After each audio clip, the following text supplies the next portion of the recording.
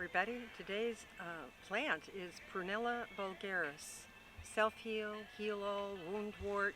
It's also called blue curls. It has a bunch of other common names. Prunella vulgaris is a common weed native to a variety of places, but it's native to North America for sure, found in the northern hemisphere.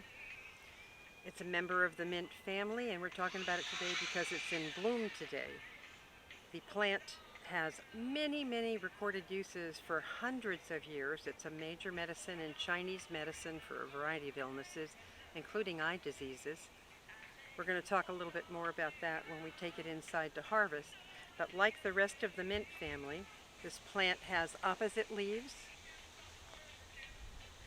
And unlike other members of the mint family, where flowers might occur where the leaves are, the flowers of Prunella vulgaris or self-heal occur at the top of each stem and side stems.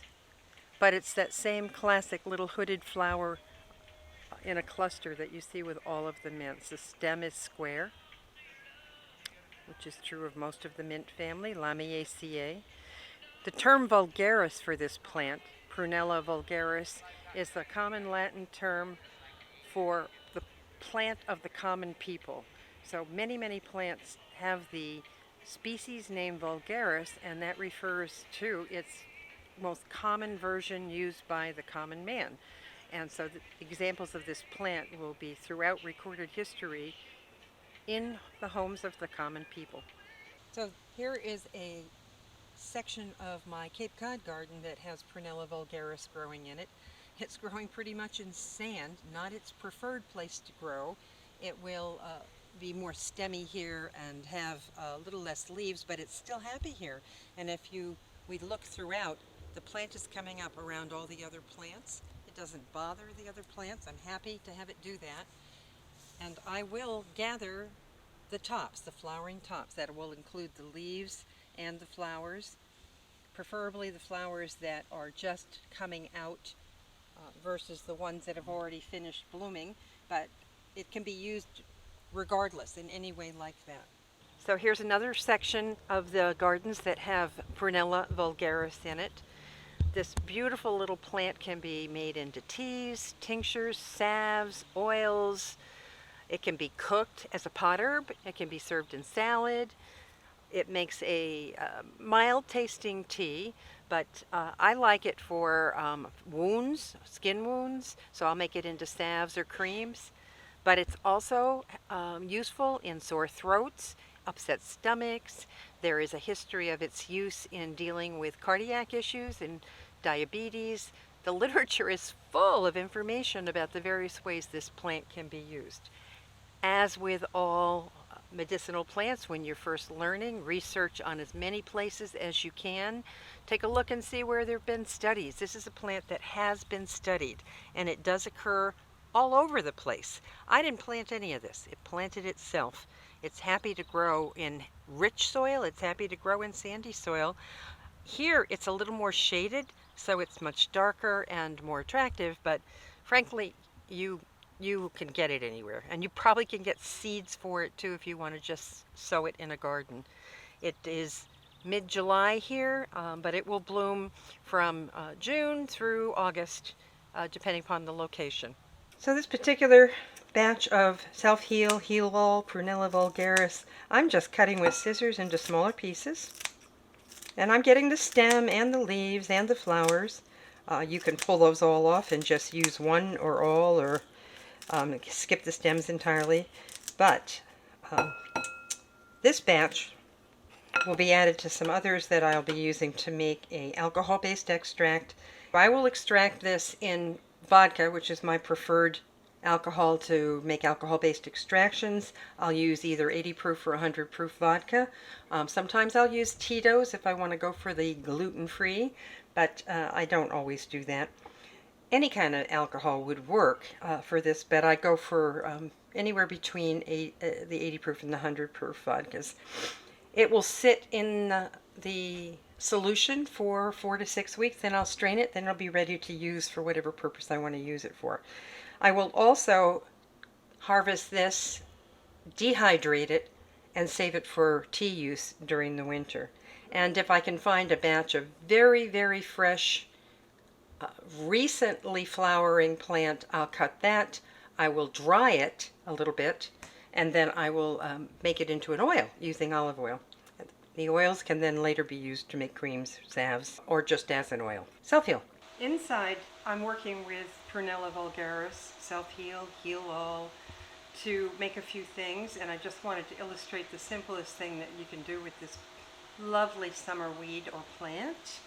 It's to make an infusion. And so I made an infusion, which was chopped up plant in just regular tap water. I have a well, so I don't recommend using straight up city bleached water, but if you have a well or you have access to spring water, you can make an infusion.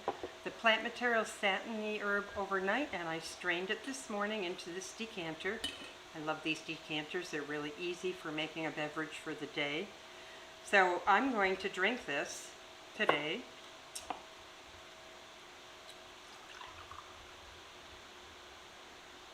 Historically, the plant has references that date way back to ancient times for use in dealing with sores of the mouth or the throat or sore throat or any sore area throughout the entire canal. They always refer in the old herbals to having a wine glass full of it. I'm going to do that. It's got a very mild, nondescript flavor. It could be added to other things if you want it to taste different than it tastes. I love it. It's an infused water. It's delicious. And having had a sore throat last week due to a head cold, I'm going to use it to heal up the rest of the tissues. It has properties that are astringent, antimicrobial, antiviral, and there are references in the books to its use in helping with the lesions of herpes, which is interesting, and I'm going to explore that more, and I'll get back to YouTube about what I find about that. Additionally, today I will be taking a bunch of my collected plant, and I'm going to be laying it out on paper towels over a screen, and I'm going to wilt it. Wilting is a process simply of letting the plant material sit probably for no more than 24 hours so that the moisture in it can begin to evaporate. The plant will not be completely dry, but it will have lost a great deal of its moisture. And then at that point, I'm going to make an oil of it, and we'll do a totally different video about making oils with these kinds of plants. I want to mention another of my favorite books, and I admit to being a bibliophile. I have way more books than probably you should have as a person these days, but I love books, and I love the historic references, and my favorite historic reference that has been modernized is a two-book collection called A Modern Herbal by Maud Grieve, Mrs. Maud Grieve. And this collection, originally published in 1931 and then republished in its complete format in 1971, is still available. I'm not sure if they're printing them anymore, but they're available. They're out there in used and maybe even new form. I bought this originally at Borders, so they're out there. Maud covers every single herb I've ever known in 2 to 3 pages, and she provides the most descriptive sections on how to identify these plants. And her description of Self-Heal, Prunella Vulgaris, is highly detailed.